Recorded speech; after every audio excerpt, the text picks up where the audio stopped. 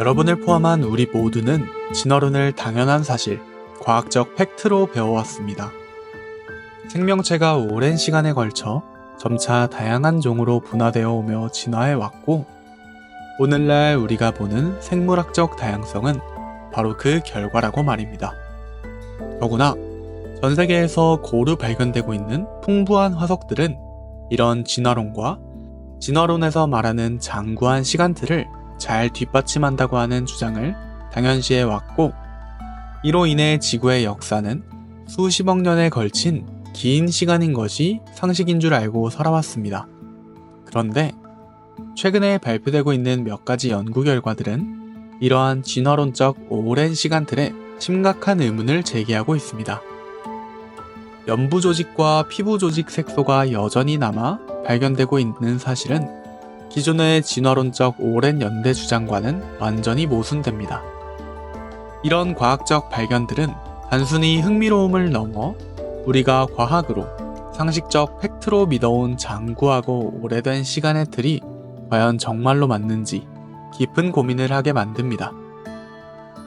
예컨대 랴오닝성을 포함하는 만주 지역, 곧 중국 북동부에 있는 백악기 초기 지층에서 발견되고 있는 소위 제홀 생물군으로 널리 알려진 흐시타코사우루스로 명명된 화석은 창조연구소의 브라이언 토마스의 최근 연구에 따르면 우리가 미처 알지 못했던 새로운 사실을 전해주고 있습니다.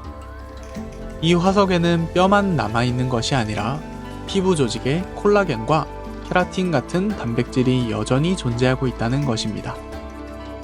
그뿐만 아니라 피부 비늘 부분에는 멜라닌 색소도 여전히 남아있었습니다. 이런 단백질 성분과 피부의 색깔을 결정짓는 색소 성분은 공룡의 피부의 단단함과 아울러 고유한 색깔, 즉 공룡의 외모적 색상 자체를 결정하였을 것입니다. 그러나 우리가 아는 과학적 사실에 따르면 단백질은 수천 년 내에 분해되고 말아야 합니다. 멜라닌 색소 역시 환경 조건에 매우 민감하게 반응하는 성질을 가지고 있으므로 그 분자 구조가 수백만 년, 수천만 년, 장구한 세월 동안 변함없이 유지되는 것은 불가능합니다.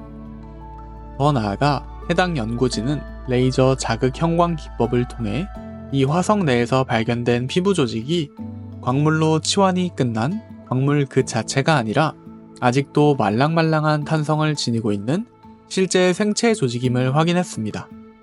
문제는 진화론적 시간틀에 따르면 이 화석은 1억 2천만 년 전의 것이라는 점입니다. 도대체 1억 2천만 년 동안이나 땅속에 묻혀있던 화석 안에 어떻게 단백질과 색소가 남아있을 수 있었을까요?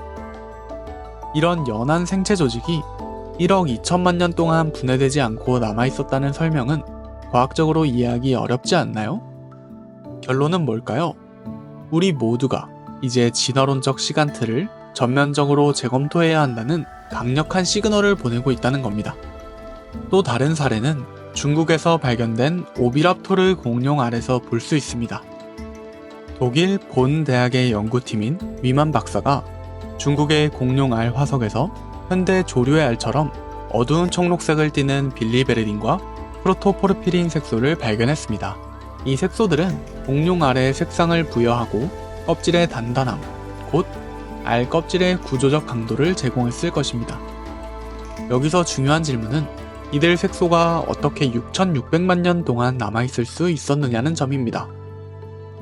빌리베르딘은 물에 잘 녹는 친수성 물질로 시간이 지나면 퇴적물 내에서 물에 용해되고 사라지고 맙니다. 이중결합의 화학적 고리로 구성된 프로토포르피린도 화학적으로 불안정하여 시간이 지나면 자연스럽게 더 단순한 분자 구조로 분해되고 맙니다. 그런데 중국에서 발견된 이 공룡 알 화석에서는 이런 색소 성분들이 원래의 화학 구조를 그대로 유지하며 버젓이 화석 속에 남아 있었습니다.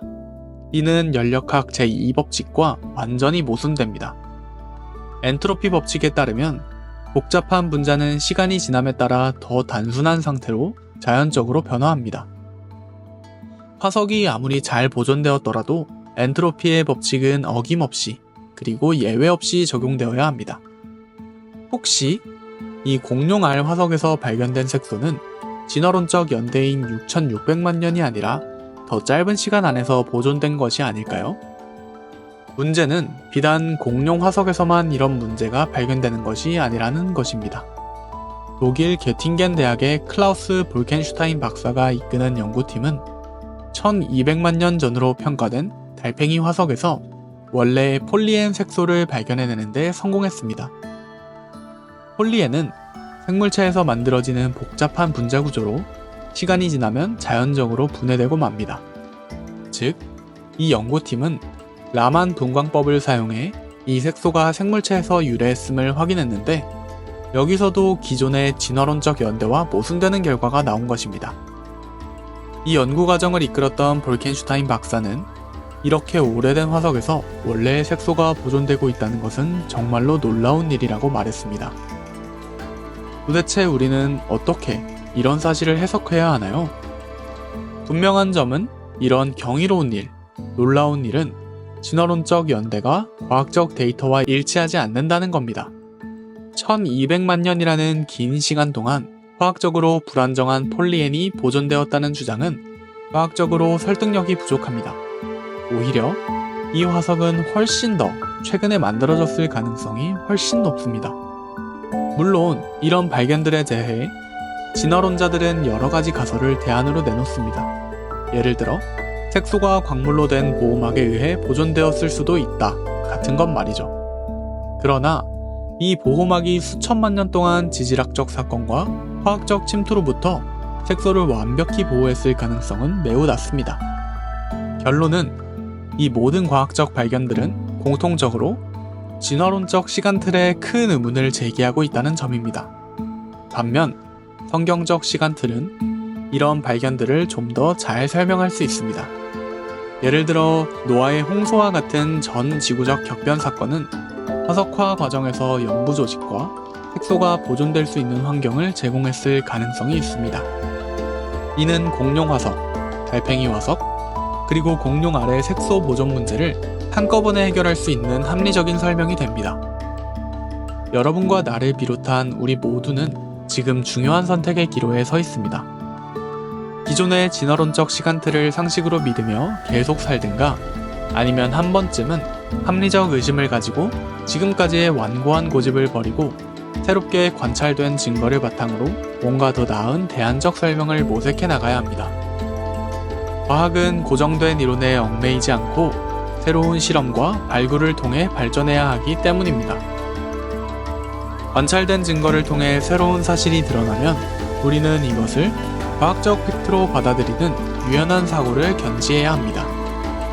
공룡 화석이 남기고 있는 연부 조직이라는 메시지는 우리가 지금껏 믿어온 장구한 시간틀이 틀렸을 가능성을 강력하게 증거하고 있습니다. 이제 진실을 마주할 때입니다.